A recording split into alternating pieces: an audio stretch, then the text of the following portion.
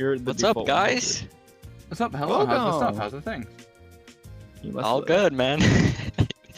Why am I being summoned? I might be Ratzinese getting is right someone here. else here as well. So you wanted to discuss like some Pathfinder stuff? Yes. I'm definitely curious to go over that. Squish might be Udo's joining, dead. and we'll be doing like the Magic Gathering thing possibly. But Okay. in the meantime, Konokai Kiri still Arcanine Poros. Yeah, who's this Greek guy? Whatever that means, yeah. Exactly. Let me whip out my You're gonna whip it out. yes, Oh, on stream? Live? as I always do, Right. and that's why I don't have a camera. Throw that back and bounce, watch it jiggle on me. Exactly. Oh. Amber just loves to hop in and bounce it back and then leave. Exactly. Guys, I we do that lost at work Gouda. occasionally. I What? just have to do it away from like anyone when I'm clocking in. Right. You clock in, you you give it a jiggle, and then. Okay. Everyone's getting ignored. Edwin, forget the rats. Help. Hollow needs first. Hollow, where's Hollow? There's not enough beds. We need more beds. Jesus. Where is Hollow? Hollow, where are you? You're in bed. Tend and Nap and Flux. You need to get Amber.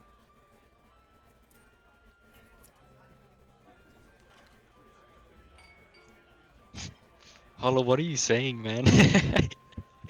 What? We lost Mozzie, Mozzarella. Mate?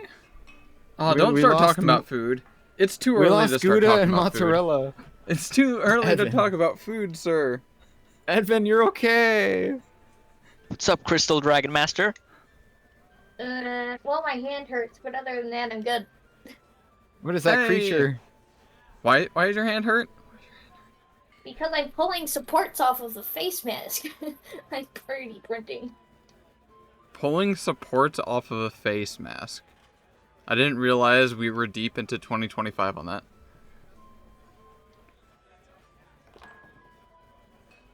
Yes, I'm 3D printing a helmet, and I'm pulling supports off of the face mask. Alright, I think I'm gonna uncollaborate. Okay, fair enough. It's getting a bit noisy. We're going to be talking But- about like Magic Gathering stuff. We'll be talking about Pathfinder, world building, that kind of stuff. And I know you have no insight or knowledge in world building. It's okay. Alright, I'm gonna bounce out. You guys have fun, okay? Shut your BA up. And he's gone. Okay. What's up, food? What's up? Let me do some quick adjustments here. Hello, Squish. How are you? Again, aside from my hand hurting, I'm fine. Crystal Dragon Master, what do I call you? Because I feels weird calling you Squish. Isn't that like your guys' thing? What do I say? What do I I say? usually get called Crystal, so you're fine. Crystal. Don't worry, it's even more Crystal and confusing Ice. probably for her because she also calls me Squish. I don't know if I ever mentioned that. Yeah. Yeah, I heard that last time. It was a bit confusing. I thought you were referring to yourself first. But, I caught on. Alright. Before we actually start with the MTG kind of stuff, the squishing, not yet. That's not allowed on Twitch. You'll have to follow my other account. Squishing? Is that what it was What? called? Yep. So, Swede has been considering doing a Pathfinder game. Whether, do you specifically want to do at home or just like your own in-person kind of game?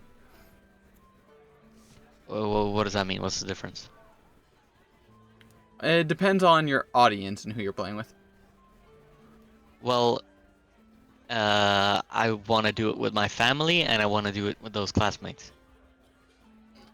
I Okay. let myself almost to die. That's a great example of two different, very different kind of things. One is basically people that avidly, like, they know what it is, or at least probably know what it is, hopefully, and they want to do that. The other one, they probably have no bloody clue, and you just want to, from their point of view, play a game with them.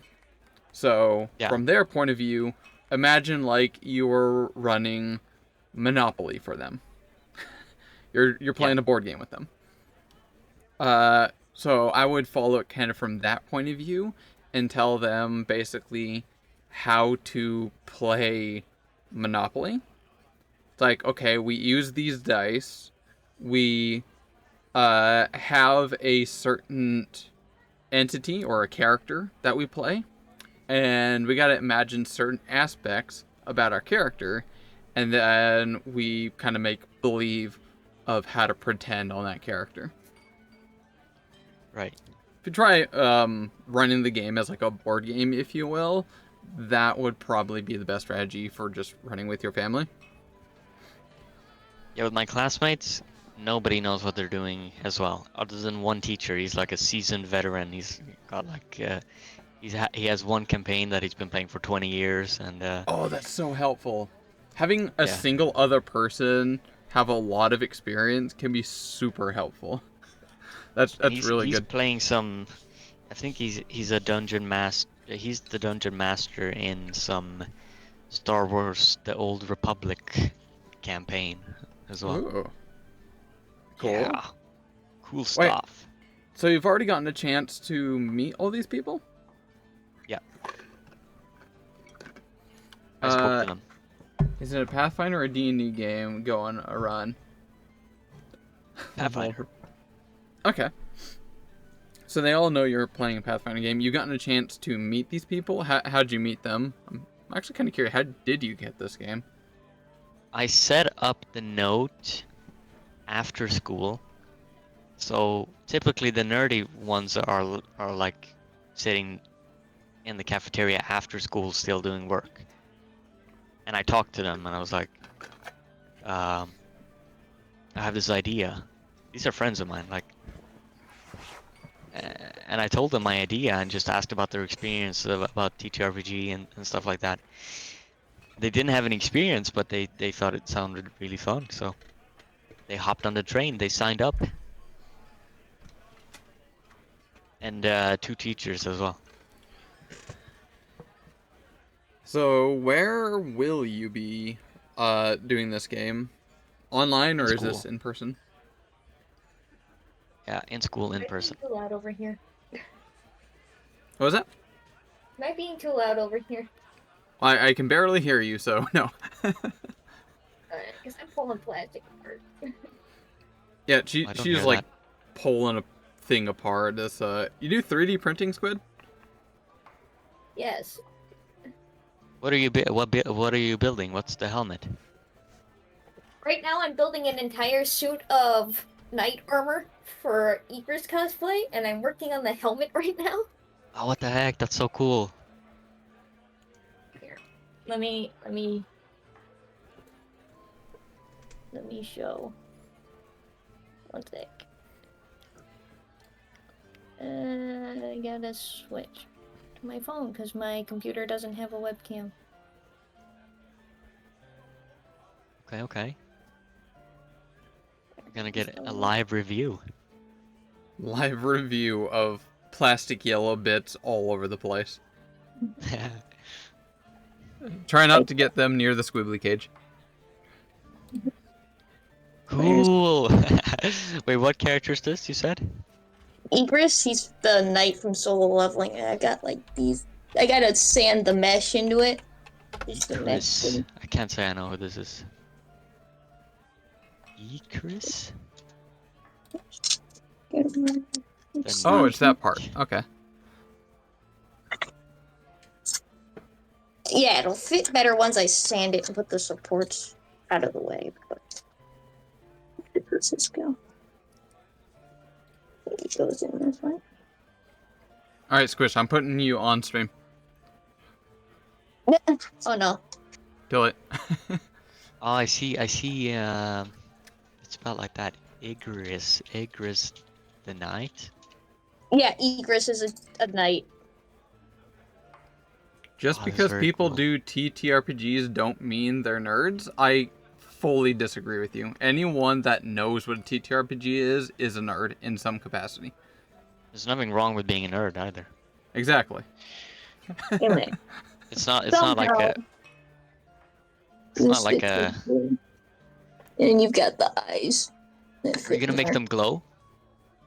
I'll paint them white, Okay, which okay. will give that effect. I don't know. One of these goes in. Yeah, there we go. That one fits in that way. But this is But from an this has anime? got a. Yeah, it's from Soul Leveling. It's a mesh that I'll have to like poke holes through and everything. Wait, you have to see through that? Yes, Oh, I don't know Christ. how it's going to work,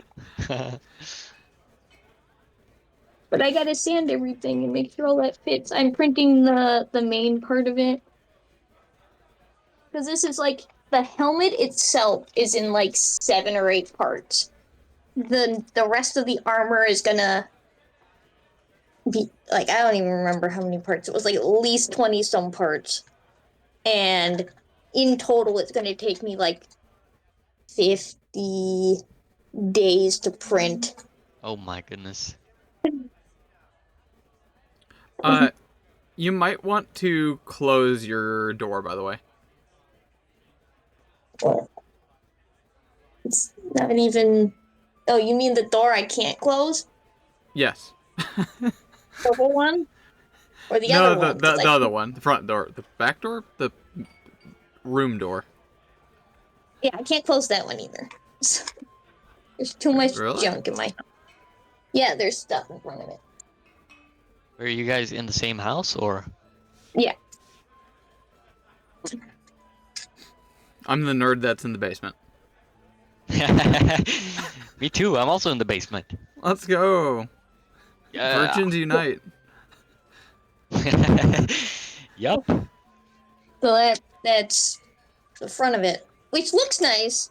So you realize I gotta pull out all the supports on the back. And that's after I spend 45 minutes pulling plastic out of the back. Looks complicated. You should see some of the other whack stuff I've done. I've done some really weird things. This is the one that I was starting to build out of foam, and then I went, it doesn't look right, and it's annoying me, and it's going to take longer than it is to sit there and 3D print this. So yeah, I decided I'm 3D printing. I can't make models for the life of me, but I can find them online very easily. You can throw them in a program and make them into everything else. But yeah, that's what I'm sitting here pulling apart. Okay, okay.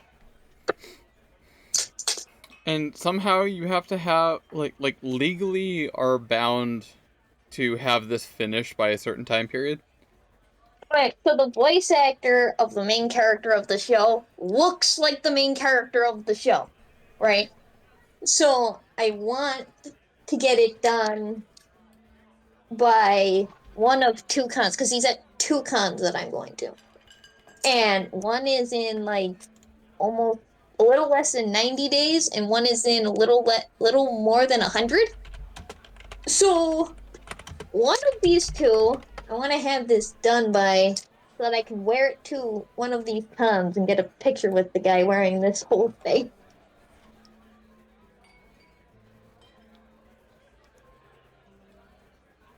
That is my goal. Whether or not we accomplish that goal is going to be a different thing, because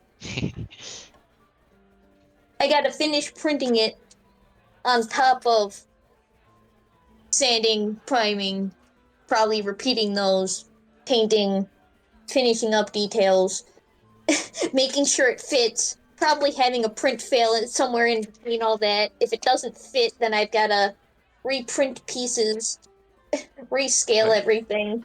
Which voice actor you said? Alex Lee. Alex Lee. Damn, he's hot.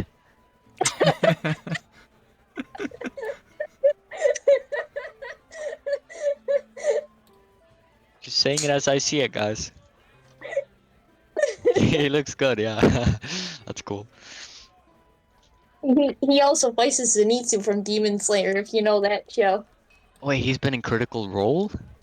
Yes, apparently his What? very first D&D session, which ever, was on Critical Role, and it airs on the 1st.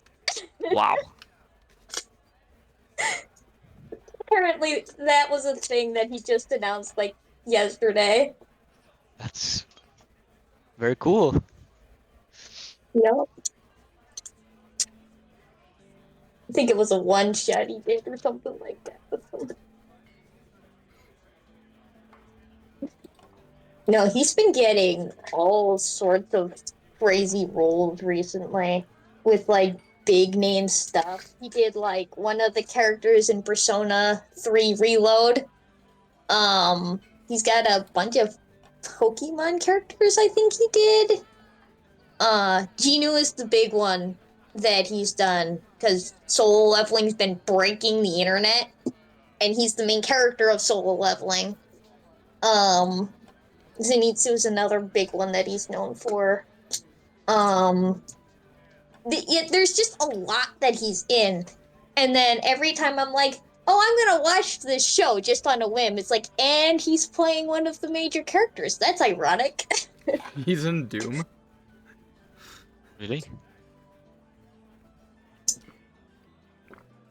So yeah, he's kind of been showing up everywhere, and I'm here for it. Apparently, he's in Doom. Nice. Voice act some of the soldiers, officers. Doom Eternal. Speaking of a perfect segue that I missed 10 minutes ago, Squish, you have DM'd a game before? A couple? A lot. Mostly 5e, but also a bunch of different systems that are nothing like 5e or Pathfinder. So you've DM'd at least about 3 times. More than that. Okay, so about 5 times. No more than that. I have been DMing since 2016. 50.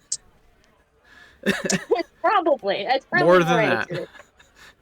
accurate. You basically have no free time, and we never get to hang out anymore. I'm very sad. So you seem like a great contender to show someone how to potentially try doing some DMing.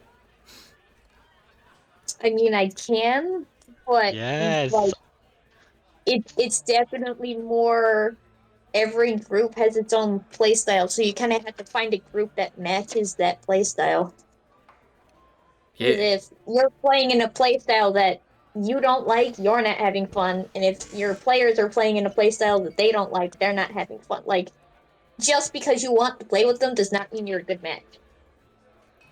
That's exactly why I wanted to get Squid on this, basically help, is instead of trying to ask, like, one artist, how do you make art, you kind of have to ask different artists in order to properly learn, in my opinion.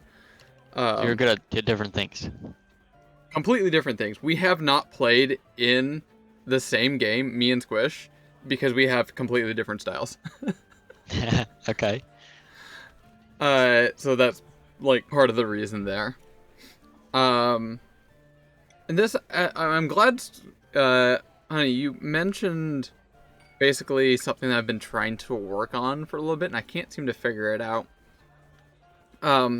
Is basically a checklist of how to either prep for a game or a campaign, or in fact, actually, take the word campaign, put that garbage in a fucking paper shredder, light it on fire. That's a garbage word. Don't use that. Think of Campaign? an individual game. Yes, don't think long format. No, Why? bad. Whip. You mean the fact that I completely wing it on the spot and hope that it works? We'll get to that in a second. There's another, that's another style of DMing. No, it's because, like, way too often people try to run a full game and think way too far ahead. And more often than not, it only lasts for like a single game, and if you're lucky too. You want me to think one session at a time? Yes. Yes. If you're gonna play a long-term game, think of an overarching idea, but I would not plan more than 1 to 2 sessions in advance. Okay, but if it's only one game, I still want something really cool to happen, like some cool boss fight. Yeah. Can I do that still? Absolutely. Yeah, absolutely. But instead of saying, I want my players to do this, then this, then this, then this, like for every session, your players are going to derail everything. You just In the Probably, paper yeah. shredder. plan one session at a time based around what they're doing. I'm pretty sure I would be one of those DMs that likes to prepare a lot. Preparing a lot isn't a bad thing. I would just prepare a lot for one session. Yeah. That was actually going But to still, be though- another stream idea that I was going to do, and it would be literally titled, I am over preparing today, and I was just going to prepare a bunch of additional stuff for the Pathfinder game that I don't That'd be need fun. to do. Well, look, I feel like how can I not over prepare if I'm starting a campaign completely from scratch? Like, don't I? Well, I need to make a world of some sort, no? Alright, so this No, you don't. this is basically what I've been trying I've to... been working on one for 3.5, 4 years. This is what I've been trying to set up for a while. Imagine a series of nodes. Like, have how do I word this? Brain mat. Yeah, have like basically a checklist. Imagine, take this very formally. You have a checklist of work orders that you have to do for your job. These work orders need to be taken care of in priority. Whatever is at the top of the list needs to be taken care of consistently and constantly. Whereas whatever might be in the middle needs to be taken care of occasionally, and if everything else has already been fully taken care of and doesn't need to be taken care of, then you start working stuff that's at the bottom of the list. Otherwise, you always keep going back to the top of the list. It's like, is this taken care of? Yes. Is this taken care of? Yes. Is this one taken care of? No, not yet. So you take care of that one. Once you finish that third step, you go right back to the top. Is the first one still taken care of? Yes. Is the second one taken care of? No, because we changed something. Well, now we take care of the second one, fix that, and then we go back at the top to the first one again. Is this one taken care of? Yes. To the second one. Is this taken care of? Yes. Is the third one taken care of? Now it's actually yes. Now we go to the fourth one. Is that taken care of? No. Take care of that one, and then jump back to the top again. Get what I'm saying here? So imagine that Yes. style of checklist where you have to do one thing in order from top priority, and every time you finish one thing, you start back at the top of the list. Can you put it in an example? I'll give a perfect example. Where I work, my job. I work for basically kind of like, imagine a gas station that doesn't have gas. It's a convenience store. Well, that makes sense, yeah, but like, Yes, now. but how do I incorporate that into making a campaign or a session? You'll find out in a sec. I'll tell you what the order is. So, Okay. for work, at my work, at the very top of the list is the bathroom. Is it clean and sanitized? I will always have to go back there, check and make sure everything is top order and clean and sanitized, and then I move on Clean to to the poo? second one. Exactly. Because if there's anything that's not clean or sanitized in that room, that's a huge, like, dock on our store. So that's why I have to constantly keep going back to it to make sure everything's perfectly fine. Then from there, I have to, take care of trash, make sure the deli's all taken care of. Pretty much trash all around, the back room, deli, etc. And once I finish taking care of that, then I have to go back to the top of the list. Is the bathroom still perfectly clear and fine? Usually it is. And then go to the next. Trash. I already finished trash like a couple seconds ago. So now I move on to the third one. I gotta go fill the cold box. So I start working on that. The cold box takes literally forever to fill up, massive fridge.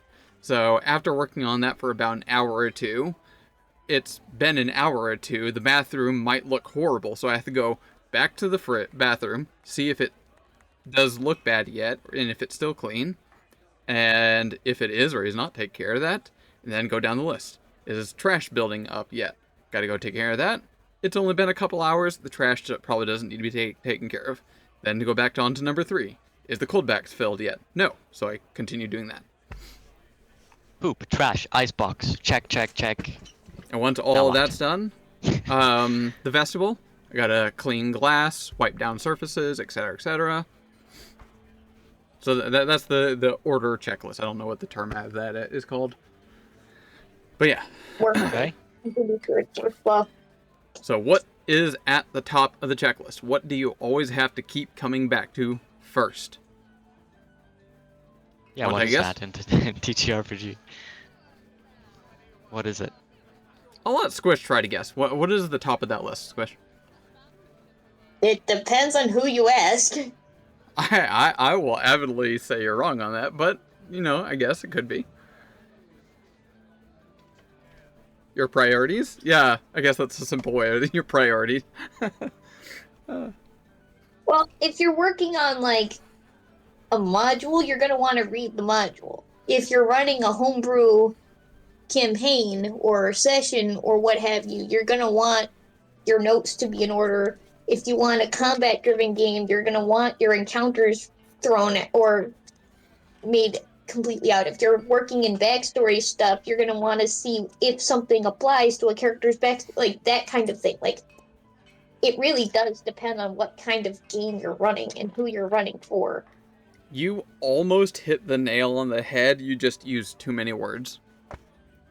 Please do. The top of the list is Sweden. As the dungeon master, what do you want? You are the most important person, period. Full stop. What do you want? I want. What do I want? I don't know. I want. And this is the question that you'll constantly keep having to come back to.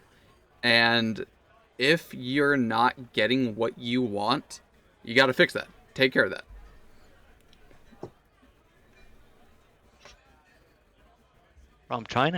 I'm looking for the English word that translate is apparently empathy, which is completely wrong. Not what I'm trying to say.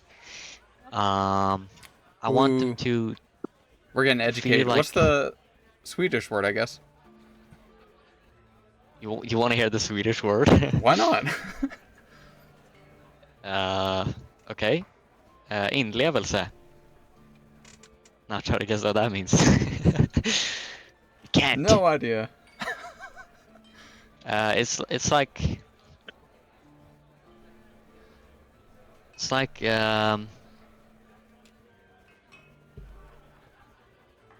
It's like putting yourself in someone's shoes. You want to feel Perspective taking. kind of. It's like insight or feeling. Yeah. So you're looking for the roleplay aspect of things. Well, yes, I would love to roleplay, but I don't think I want to take myself too seriously. Not the But first time, that's because exactly what you need to think of, and yeah, like you want to like either a funny game or a mid-serious game where it's funny at moments but overall it's serious, or but you like a serious game with humor, but it's like I want a what kind of- serious game that is funny at times, but I want my players to really feel involved somehow. I don't know. And I want to add like atmosphere. I want to have music playing, stuff like that. So you're getting somewhere already. I just I'm trying to think of how to word it. You want your people to like get kind of into character, kind of do a form of LARPing, but not actually live action kind of thing. Yeah, I think that would be the most fun. From my experiences and perspective, it's important to have a type of grounding. A good way for someone to feel a sense of grounding is a relatability or a comparator. So, for example, if I gave you, feel that you were in a spaceship and your spaceship is flying towards an even bigger spaceship. And your objective is to somehow destroy this larger spaceship with yours.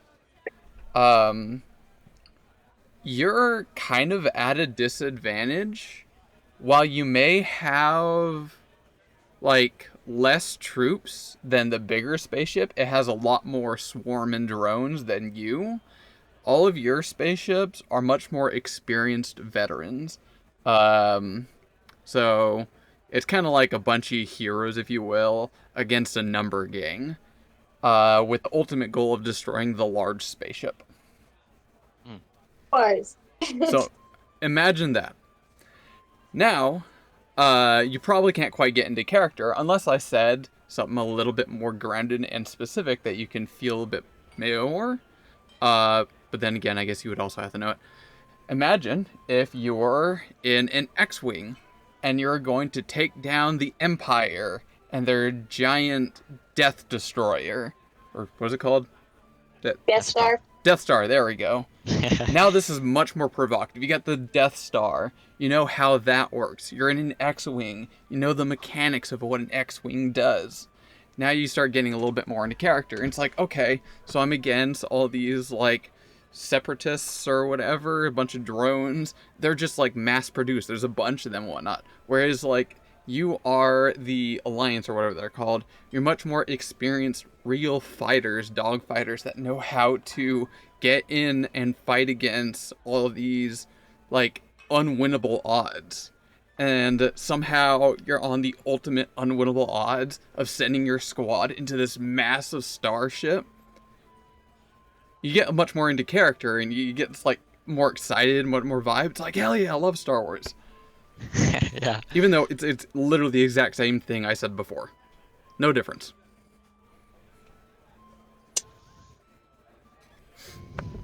So for me, again, that's why I have Squish here. This is one of the things I like to do, is to get much more relatability and kind of thing. So if this is something you want for people or players to get into, choose a setting that everyone knows or can recognize or feel with. What can they though? Like, they haven't played it before. Well, a simple Like good example. A school environment. Would be to do the Galarian setting. It is your sort of generic high fantasy, but that's the thing, it is a high fantasy where everything can kind of more or less happen. It might not seem recognizable at first, but everyone's like, I know what an orc is. It's the big strong guy. He's probably a threat. Does he seem hostile? No? Oh, okay, maybe he's not a threat. Let's try getting to know him. Or there's a giant dragon. Oh, that's a threat. He's probably not gonna want to breed. You get that kind of recognizability. Exactly. No donkeys. So you get that relatability. Oh, this is a generic fantasy setting. There's elves, there's dwarves. I know what to expect here. I can kind of feel that. That might get ruined for the next Pathfinder game because I think I know what Amber's going to be playing. By the way, I still want to get with you, Amber, about your character. I'm super interested in knowing what this next character is. It's, unless you've changed it yet. But, anyway. I hope it'll fit. Yeah, that would be a setting. Some other ones that could potentially work would be like Lord of the Rings. Everyone knows Yep. Lord of the Rings. I Middle don't. Earth. Okay. Really? Really? Wait, I hold have, up. I have not watched Lord of the Rings. Well, Fake I fan. recommend it. It's good. Sorry to disappoint, guys. No, you're good. But yeah, I think it's good and I recommend it. That's all I'll say. Um, We're no longer friends, says Amber. You're playing your favorite class? Wait, hold up. I know what it is. I know what Amber's playing. Awesome. Actually, the parties could use that, probably. My That's favorite D&D class. Didn't he say that before? As a strategic person, I like my strategy, I like my gameplay mechanics. That is a great choice. The party could use that. If you don't remember, Amber is my girlfriend. We know each other pretty well. What? I pulled off the piece I'm working on, No way, really? FR? Like the whole which thing? I've been pulling supports off for the past hour.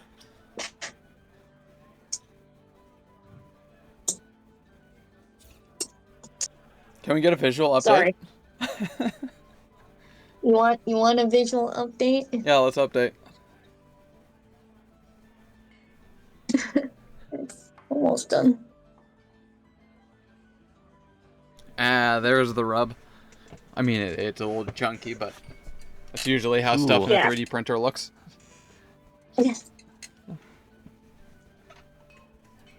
Just gotta, like, No, sand it down.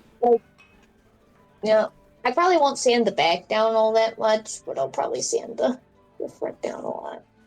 I gotta sand around the eyes and sand the actual eyes and make sure the eyes I can hopefully see through.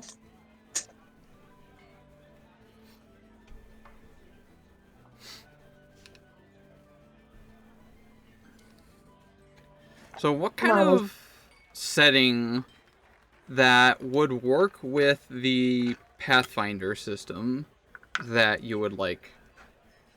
I would like whatever setting we have been playing in. That is the Galarian. Yeah. The nice thing about that is that, like... Oh, that was the other follow-up one I was going to say. Sorry, I'm talking a whole bunch. No You're worries. taking over my job. Talking too much with too many tangents. Yeah. FR4. What I do on stream, apparently. Hollow has attested to that one. So once they kind of get a vibe or feeling, oh, this is a generic kind of fantasy setting, I kind of recognize the here's and there's and whatnot, maybe with the occasional nuance, which is kind of nice, because just like real life, we make a lot of assumptions about everything, and that doesn't mean that these assumptions are always right. Not enough tangents. So once they start kind of getting into that, and then say, like, you start whipping out some things like, hey, this is the town of Absalom.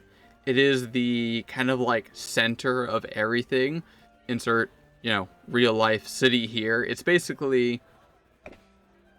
What's the biggest state? Like what's a really big city, Swede?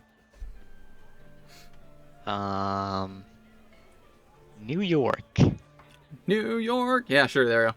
Actually, that's kind of almost like Absalom, because it's like on an island. New York's on an island, right? What? Squish? Is New York on an island? I think it is. I think Manhattan's on an island, but I don't... New York is attached. We can drive to New York. Well, you can drive to an island. There's bridges. Oh my gosh. Well, I want to have a bridge. Yeah. New York as a whole is both on an island and not. Yeah. Oh, wait. New York is like a state, and New York is a city. Yeah, you've got New York State and New York City. to help reduce confusion. Here, see these things pop in here. So, hold on, I have to send everything. But it fix things. Good luck seeing to that. Hello, person. Hey, Squish, could you mute yourself? Could have just said LA. That too. There we go. So that is what Absalom is a massive city. You got, I don't think it has skyscrapers. I could be wrong though. Oh, there's. Would it be bigger than Stockholm, my capital? I Probably. don't know. I don't know even New York what it looks like, let alone Stockholm. Stockholm syndrome. Images. It's a beautiful looking city. Right? There's definitely got to be art of Absalom.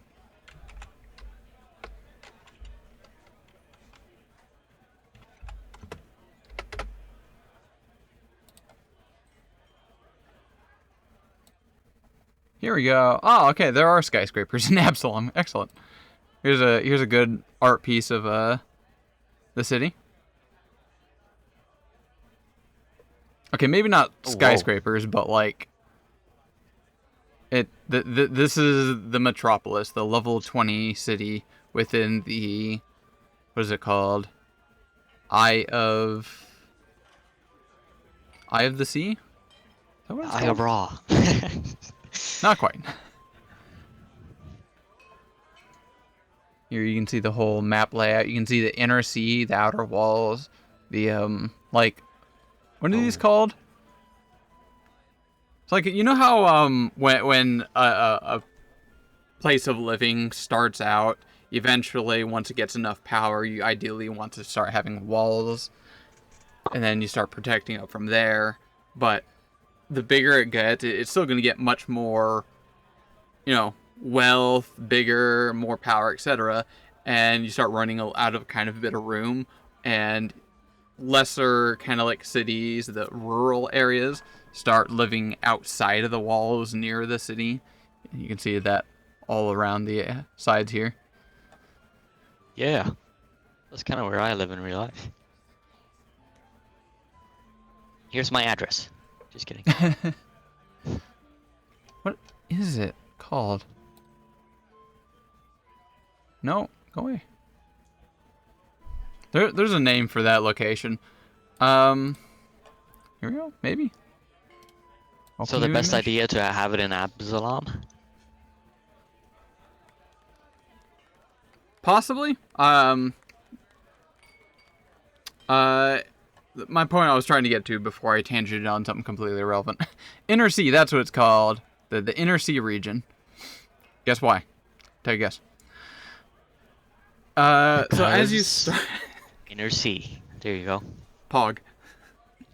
Once you start getting them accustomed, it's like, okay, this is a type of setting I can kind of recognize. And then you start kind of dripping or lore dropping, depending on how much you want to do and remember ahead of time. Spoilers, I don't know the ins and outs of the million different cities and all of their histories. Deface. But you can like start telling it, oh yeah, this is a place, it has this going on. You can find these over here, that kind of stuff. And the best part is like, you're not making this shit up. You're not just pulling stuff out of your ass. This is real. This is a real location. You can go there. In real life. Absolutely, yeah. Hook up a flight, we're headed out. Let's go. Taking shots down in Absalom. Hell yeah.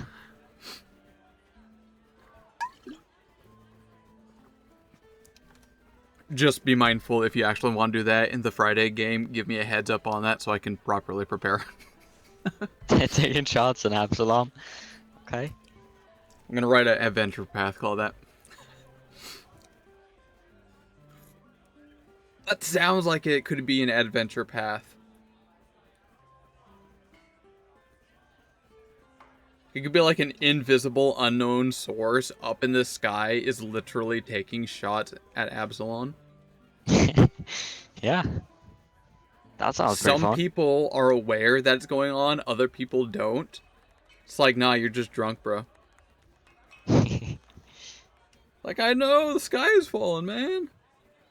What, there's a nuke coming towards us? Donkey Nah. nudge. That's definitely not happening in Otari right now in the campaign. Nope. But okay. Oh wait, spoilers. Okay, bro. So yeah, this kind of gives a recognizable kind of thing there. Actually, that's a good point now to bring that up. From what I've heard, I think they call it the adventure box, the starter kit. What's it called? I hear is like apparently really good for like showing people.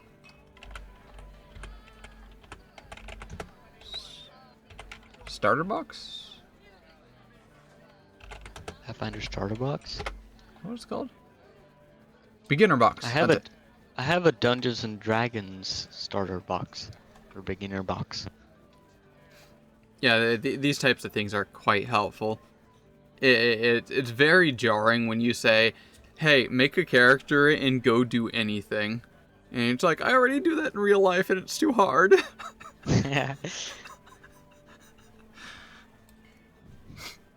So to be given this, and it's like, okay, you're going to play one of these characters, Ezrin, Mercil, those are the only names I remember. We get like all these pre-made characters. You got little minis kind of things. You got pre-made fancy looking maps. You got like these nice little cheat sheets of like the general things that players might do. You got color coded dice, so it's easier to reference for different things. As well as like a mini adventure path. I don't know how big the book. I think it's probably like 20 pages maybe of like a mini adventure. How many hours is that? 72 page soft cover. Okay, never mind. It's actually a bit bigger than I thought. How many hours the beginner box? That's an interesting question. More than a session. Should I Hero's buy that Handbook. instead? This 72 page soft cover gets you started as a player with a solo adventure. Oh. Wait, that means like a standalone adventure. I'm like, wait, you can solo this shit? I mean, you probably could. That'd actually be really fun. Anyway, followed by steps to create your own character. As your hero goes, you can level them up through 3rd level. Okay. How long has it taken y'all to get to 3rd level? Very long time. Couple months. It's got a Game Master's Handbook, some accessories. Yeah, apparently this is not like a single session kind of thing. Apparently there's more to it than I thought. I want my players to come up with their own character. That might not be a bad idea. That's definitely what I would want when running a game, is for people to make their own character. I would not hold them to that. I would not say, oh, you definitely have to make your own character, because they might be completely too jarred from that kind of thing. A good case in point, if you're running a game for your family, likely they're not really going to care enough to try getting creative.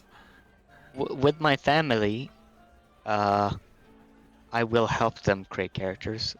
Because they don't know how to create a character, so I'll help them. And with my classmates, I can also help them.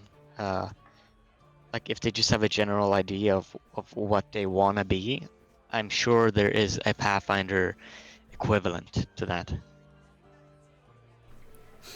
Like if they just say, like one of my teachers never played anything before, he says, I want to be kind of dumb, but I want to be really strong. That's what he said. Excellent. Play, I don't remember her name. F. But I would not hold off on pre-made characters. If someone likes the idea of a character that has already been taken care of, there's already, pardon the pun, character in the character, if that makes sense. Well, if anything, then I would maybe like to create those characters myself Yeah, that's always an option, true. and give those out.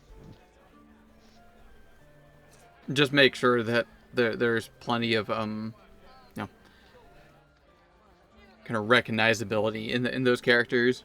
So when you hand it to a player, it'd be like, this is Ezran the Wizard. If you want to play as like a older, very wise individual that has spent a lot of time mastering the arcane, he has a bit of these personality type quirks. He has these types of powers. This is the kind of character you have to try portraying. Yeah. I would make sure you have kind of like those edicts and anathemas. There we go. That kind of thing. Should I do that then? I could make some characters just to the people don't know what they want. Remember the checklist I told you about an hour ago? Yeah. What's the number one thing you always should come back to? Well, I'm not sure. Atmosphere or What do you want?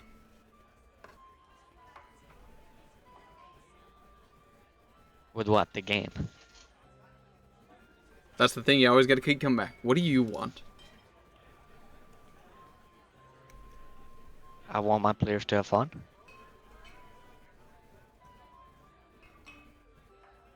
Really, I just want to give them like a good experience. That'd be very fun. The next good And point would be I also want like, to see like I'm good at the game. you would also want to check up with the players and see what they're interested in, or what they would like to try doing. One person might love the idea of slaying an entire hordes of enemies. Make sure you tone that down. That's not really something you can do, at least not till you're like fucking level 10 or something. If someone wants to be mischievous and just cause trouble in town, I want to rob a bank, all that kind of stuff, make sure they're aware of the limitations. A good example is you guys tried robbing a mansion, and that was locked in at a measly level 4. That went over pretty well. Yeah. Well, if we go to Big Absalom, then sure there's a big bank over there. Make sure they're aware they can't play just like Skyrim, put a bucket over someone's head and rob the entire place blind. Yeah. Fair enough. Let them know things are not easy. Things are not easy at all. Yeah. I mean, yeah. Apply some logic. Now, this is a thing to be aware of if you're playing the Pathfinder game. Every game system has its own, feeling and interest to convey with the game. That's one of the reasons why I love Pathfinder system, is it's very much all about making your own unique character with hundreds, and God forbid, possibly thousands of options given a couple of years. Try not to think about that. Well, you could probably go a million different combinations. Oh yeah, FR4. That was actually the problem with first edition Pathfinder, is it was way too depth coded. It got too so good. much third party content. It got content bloat to the max. No joke, you could beat an entire counter with a single character at level 1 before the encounter starts. What? How do you even do that? Okay. That's because there's so much content in the game. Imagine Minecraft. That's a good one. There's Minecraft, There's Minecraft with mods. There's Minecraft with a lot of mods. And then there's Minecraft with too many mods. And then it's like, Fair enough. okay, sure, you were Probably able hard to to beat the balance. Ender Dragon. That doesn't mean anything. That's a normal spawn. That just shows up everywhere. I'm like, what are you talking about, bruv? Ender Dragon is the final boss. What do you mean? No, yeah, make sure they're aware of what the Pathfinder system is about, assuming that's the game system that you're going to be playing. What Yes. to expect from it. So what do I tell them then? They ask me, what should I expect from the Pathfinder system? What do I tell them? Tell them You can't put a bucket over someone's head and rob the bank. that exactly, just full stop. Oh, okay, I get it. That makes sense. Ah. What would be a good way? I'm sure if I thought about it in the shower and gave it a couple days, I could probably come up with something a little bit better to say. But the first thing that I can kind of come up with in my head is, how would I tell, like, if I try and tell, well, I was talking to you and what to expect. It is a strategy-based character builder where you can do whatever you can imagine. So there's an order of operations there. It's all about strategy, working together. It's all about making your own character, making a bunch of diverse choices. It's about making choices. That's why I don't allow homebrew in my game, because I want choices to matter. What does homebrew mean? Basically you make up your own content for the game. Like my own weapons? Yeah, well, like your own spells, or your own class, your own feats, that kind of thing. Oh, that's kind of cool. It is a lot of fun. I won't lie. Can I do think I would anything. want to allow that if it was like well planned out and really stuck to their character design. Amber has a pretty good one here. You can do anything, but just because you can do anything doesn't mean it will work. And I would let them know, because you're starting at level 1, more often than not, it won't work. You're going to fail a lot. Maybe sugarcoat that, I don't know how you want. But make sure they're aware. You guys will suck. You're going to be a 0 to hero. Starting at level 1, doing the basic tasks of everyday things, you're capable of doing, but trying to scrape more than what a average individual do, that takes effort, that takes time. But over time, eventually you'll be demigods. You could possibly go fight literal deities and rule over kingdoms without effort, but that takes a lot of time and effort, and you have to make decisions along the way in order to get there. Yeah. Do You- people start off their campaign ever by like starting at level 10? Probably not. I mean, you can if you wanted to. I don't think most people usually love to start at, like, early levels. You get that kind of feeling of rising from hero or 0 to hero kind of thing. It gives a ground. That comes back to the other thing of, like, I don't want to be just powerful because, like, this could be just a personal experience. This is personal kind of thing. I don't want to just do anything I possibly can. I don't want to be full-on successful, get whatever I want every time I want it, because it doesn't satisfy anything in me. It's like, okay, it happened. Big shrug emoji. You gotta grind for your stuff, like, but it also starting at level 1, it builds character. Like, if you just plop down into a story and you're level 10 and you're already really powerful, like, where's the story behind that? You don't There's know. also You need to like build to your fails. a potential argument to be had is, oh, I wonder if I can find that. I would not force them to do this. I would ask everyone if they're intrigued by this idea. Maybe don't do this. Well, I'll let you know it's a thing anyway. Variant rule. There's a number of variant rules. Variant 0. There we go. Level 0 characters. Variant rule. Before they were heroes, every PC came from somewhere.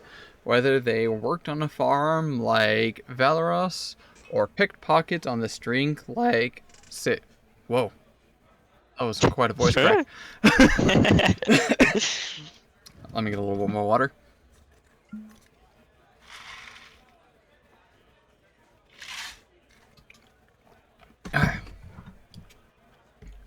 or pickpockets streets like Sela. These are great examples. Those are the iconics. Like this person, say Ezrin. Ezrin used to be just a guy. How did he possibly come about, having magic at his hands? Sometimes it can be a lot of fun. Sometimes. Emphasis on that one. It can be a lot of fun to play a prequel game set years before the PC's first adventure as heroes. Or you may have an idea for a low-powered adventure that calls for commoners and apprentices. The rules below provide a way to build and use level 0 PCs.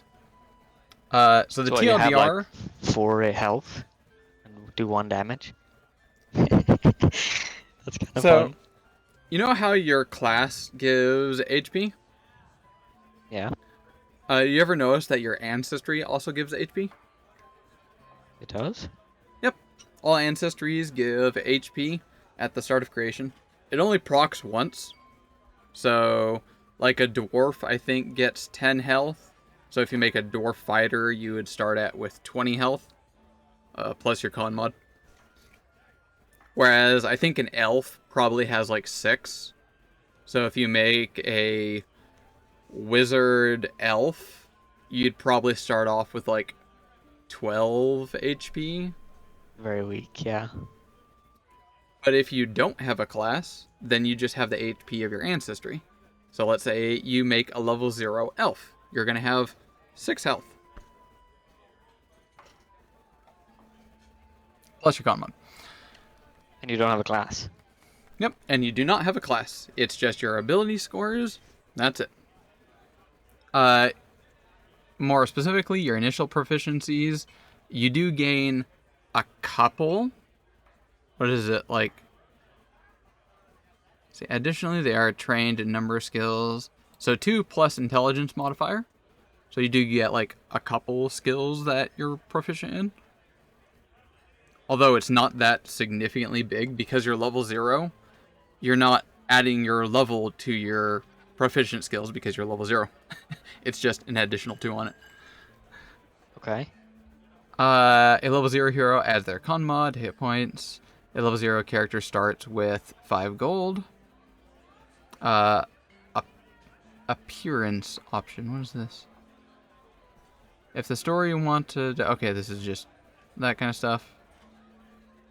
But, yeah. Oh, it even shows gameplay. That's a good one. Combat can be especially dangerous, FRFR, for level 0 characters. For safety's sake, you might treat the characters as level -1 when determining the combat encounters are appropriate. For skill That's probably checks... not a good idea. That's actually not a bad idea. If I bring up a... I mean, like doing a level 0 character. They don't even know what they're doing. Like, they'll die to a -1 encounter. Let me get the numbers up on here, just to see. Wait, And how if many you don't have a players are class, there? Doesn't that mean you just have like your hands? You can just beat someone over the head with a stick. Or whatever weapon that you happen to come across. Maybe they could like build their first weapon, like they play as a a blacksmith and try forging their own weapon kind of thing.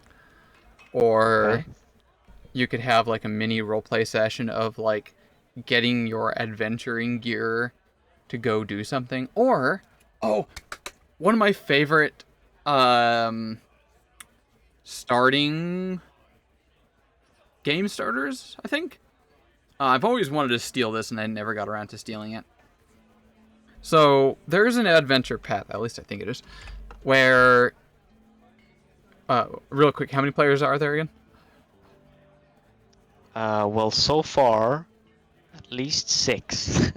At least 6. Okay, so 5. Keep it simple. Someone's probably not going to show up. Statistically, always possible. And then after the first game, if you run it again, someone's going to drop out. So, yeah, that's probably about 4. Always happens. Player level 0, does that calculate, hopefully? Yeah, look at this.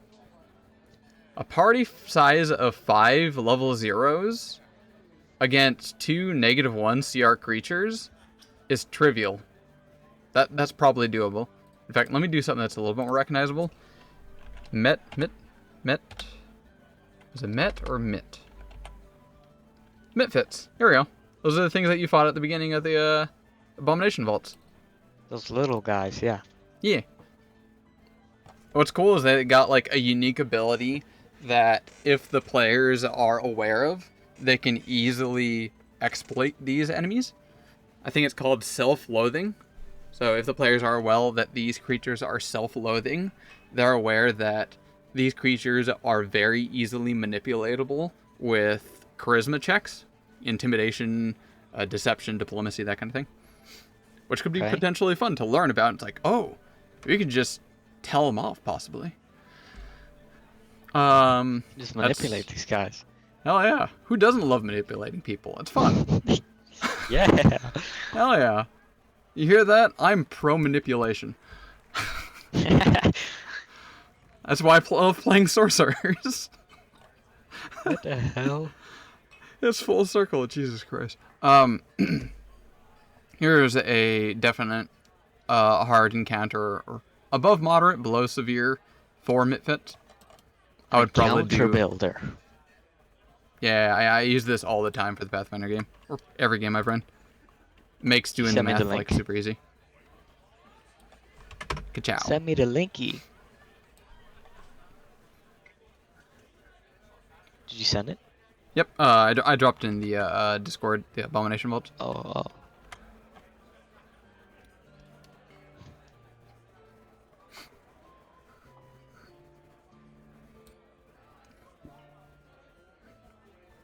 So, for a session, how long of a game would be possible?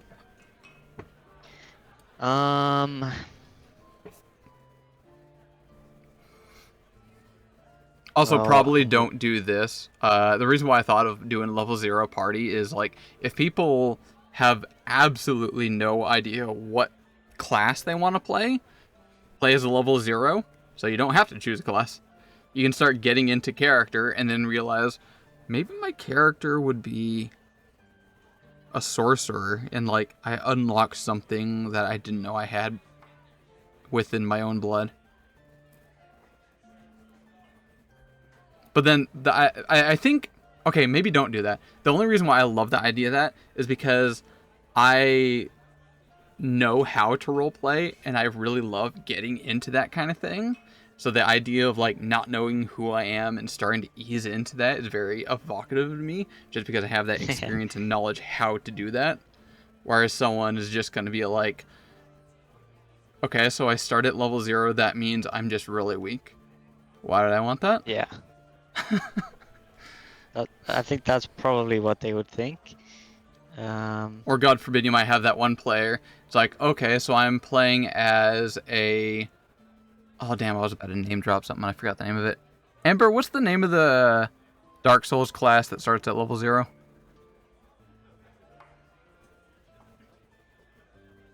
you'll probably get that player. It's like, okay, so I'm playing as a stripped or whatever it's called. A stripper. Yeah. Nice. I can't remember what it is. So in Dark Souls, there's like a number of different classes, and they all start at like different levels. And there's one where you start at literally level 0, and all your attributes start at like 0 or 10 or something. I don't remember. So that's like a challenge mode. Yes and no. There's reasons why you might want to choose it. It's the best start, yeah. But that's only because you have knowledge and experience in that game. Anyway, that's a hard tangent. What the hell were we talking about? TLDR, don't make him start at level 0. That's probably not a good one there. I don't think so. Oh, there's some other cool variant rules in here I've never told you about. The one everyone knows here, the free archetype. This is what made me legitimately fall in love with Pathfinder, is everyone gets to choose basically 2 classes, more or less. And your second class doesn't have to be a class. It's like, yeah, it could be a fighter sorcerer. Your character is a ranger rogue. But the second class, or your archetype, doesn't have to be a class. There's 160 plus archetypes. You could be a vessel for some kind of living abomination. That's what Amber was. You could be an anime girl that a shoujin, change whatever it's called. That's what Ilari is. Yeah. There's a Viking archetype where you can get that at level have 1? like Viking things. Okay, so how archetype works is every time you get a class feat, you get to choose an archetype instead. That is core rules, the base rules. So instead of choosing, say, at level 2 you chose Twin Takedown. Yeah. Instead of choosing that, you could have also chosen an archetype, and you could have chose, instead of getting Twin Takedown, you could have chose the Rogue archetype, or Sorcerer archetype, or etc. etc. Didn't I get both of those? Yes, because we're playing with the variant rule called Free Archetype, where you get to, in addition to your class abilities, get to choose an archetype for free. I want that. That allows way more freedom. Like so much customizability. It's nuts. I love it. But I want to do that with my campaign because the freedom, a lot. Like if somebody wants to be, as you said, a fighter sorcerer. If you want to be like a fighter that gets, or like in the lore, they get amplified with their magic while they're fighting. Maybe if you don't have an archetype, that's probably pretty weak. Or maybe, like, at level... Oh, yeah, and kind of-ish. Yes, sometimes... It depends on how, like, optimizable you get. Sometimes yes, sometimes no. So all archetypes are not made equal. Some are weak, some are strong, some are overpowered. The ones that are overpowered, I should say, will have the rare tag. If it says rare, it's going to be strong. Really? Just a heads up. Yep. That seems to be a thing that Paizo went into the direction. If they're aware something is probably going to be strong, they'll give it the rare tag. Case in point, Ilari's archetype. The ability to change at will and completely disguise oneself, in addition to having like some kind of laser ability with your melee attacks. That is potentially super strong, depending on how you optimize that. That's why it has the rare tag. There's also like lore behind it and preparation and whatnot. Deprived, yeah, there we go. If my new players wanted to be a rare archetype, I don't think I would stop them. Unless everybody wants to be a rare. Maybe that'd be bad. I would at least not tell them the fact that rares are usually stronger than others. Just don't give them that idea. What else was I gonna say? Oh, another good example I was going to say, pardon me overusing the term sorcerer, but let's say a level 2 sorcerer, you take whatever kind of class feat at level 2, and you take the archetype pirate. You have like a pirate sorcerer. That is very cool. I like that. Wait, what does the pirate archetype give? Pirate archetype. Alright. But they can only do that once they reach level 2. So Yep. I mean, it's kind of irrelevant right now, is it not? Absolutely. Because Absolutely. I'm only supposed to plan one session. Yep. What was the pirate? You can take at level 2. So class feats happen every 2 levels. So if you play with the archetype feat, that means you're getting almost double the amount of feats. Because, that's going to be proccing every 2 levels. Anyway, as a pirate, you sail the seas in search of enemy Here's ships the thing, to though. plunder. If you make a really cool character, and then you don't know that you're gonna get an archetype at level 2. Like, oh, I get a free archetype. I can add whatever I want, but none of this fits into my lore. I guess I'll just be a pirate now. That makes no sense. Easy way to get around that. Let's say, for example, someone wants to pay big and strong but dummy thick. One of the Yeah. players said you wanted that, right? Yeah, very dumb but smart or There's strong. so many archetypes that can easily fall into that. For example, 2-weapon master. There's an archetype that specializes in wielding 2 weapons. There's one that specializes in wielding a 2-handed weapon. There's ones that specializes in wielding a shield. There's like a lot of like very generic ones that's like, this is what you do. This is a simple gameplay style. Or maybe they take fighter. The fairly simple one. I would fit any kind of dummy thick fighter kind of thing. So you probably have to do that on your end. So like they don't know what to do. So give them suggestions like, hey, this would kind of fit your character. It wouldn't change a vibe or feeling of how your character kind of like lore or roleplay would change. It would just give you like an additional ability. I think I'll worry about that when we get there, but once I get there, I will just talk to them and explore the options together, if that's what they want. So, but yeah, I would love to do that free archetype thing. I was actually curious to read the pirate dedication to see what it would. So you can probably imagine what like a generic caster would have. You got your spells. Probably doesn't have a lot of like skills, like skill check skills. And their class feat probably would enhance their spells. But in addition, they'll say you take this obscure one. Now your generic caster, whatever it might be, you gain an additional lore general about sailing lore, or for a specific coastal city. So you now have basically a mechanical ability that's all about sailing. So you can interrupt the DM saying, hey, would sailing lore work here? I love lore skills. You can make up so many weird ones. My favorite character had alcohol lore. You ignore the effects of difficult terrain or uneven ground caused by unstable ground, such as the deck of a ship. So, you ignore difficult terrain from uneven ground, so like ground that's constantly moving or shifting around.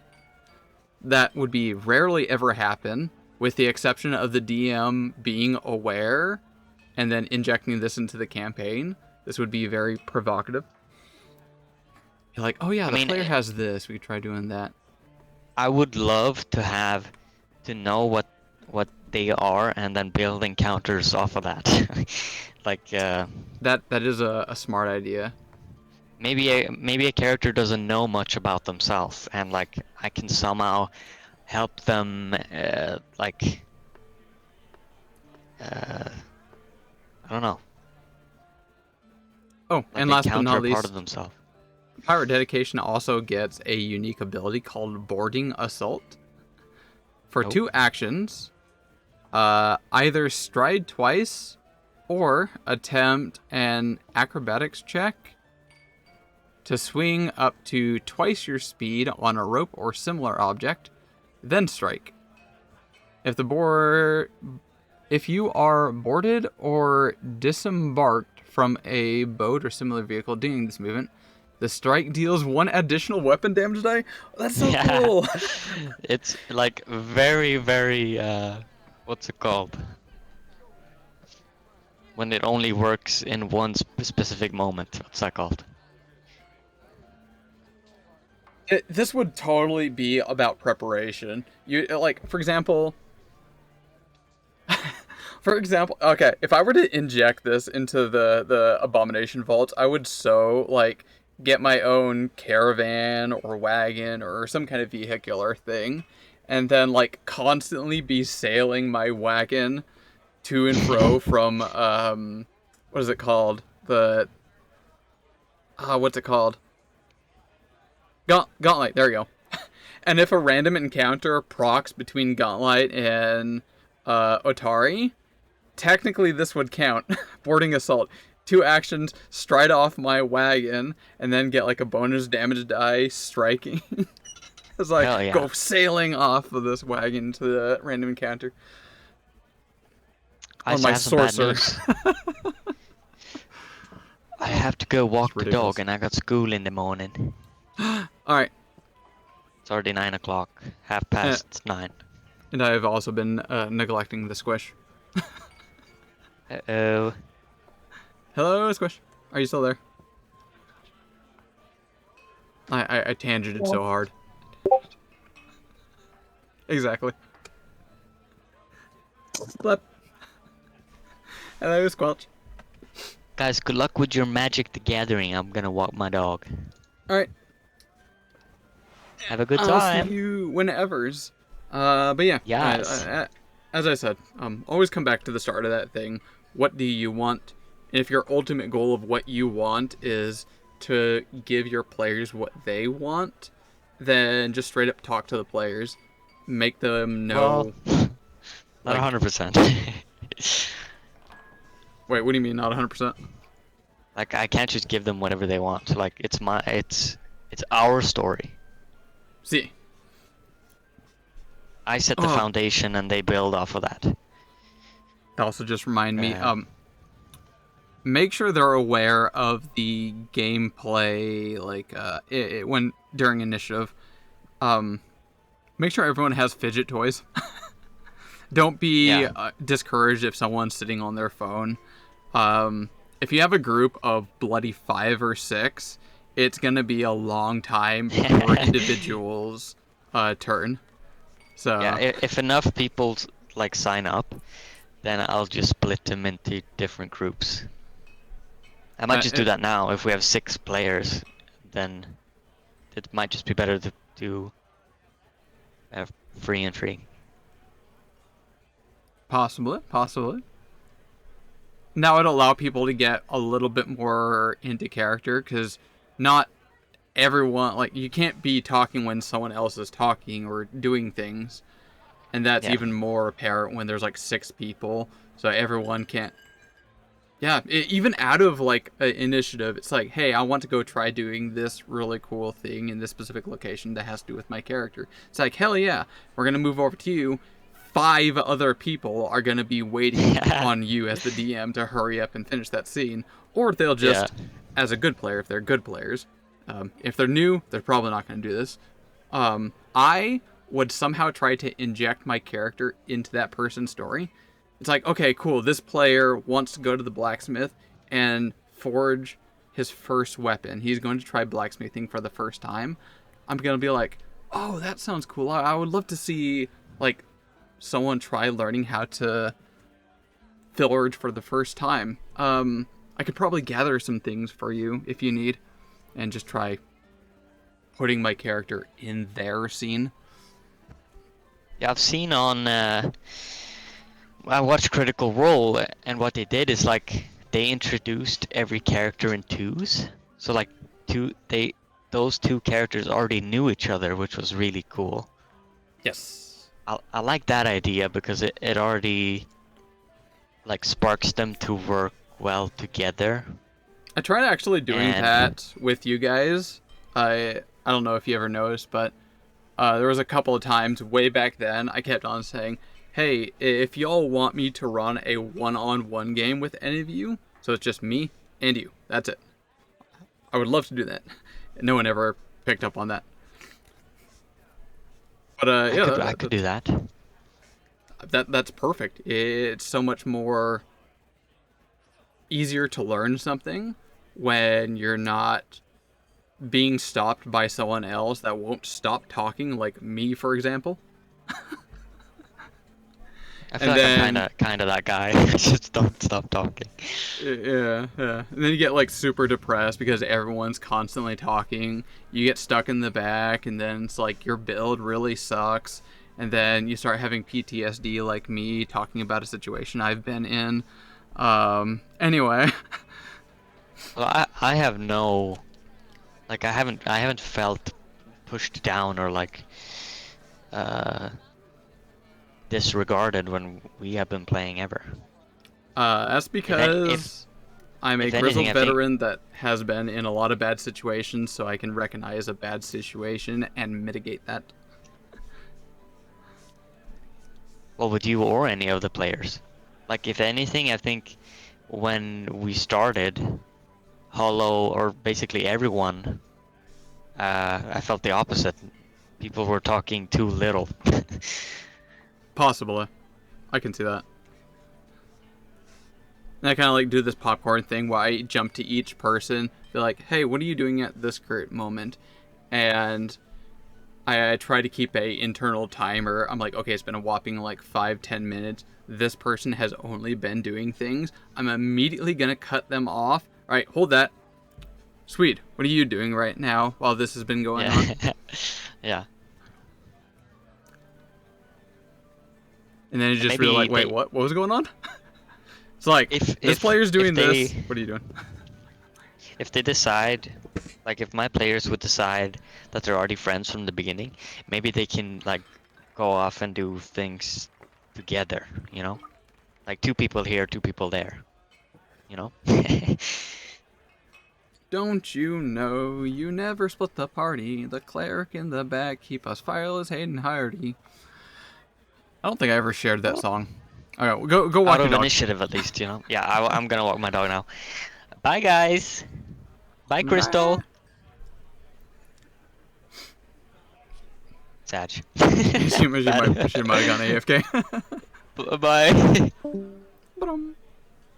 Hey Squid, you still there?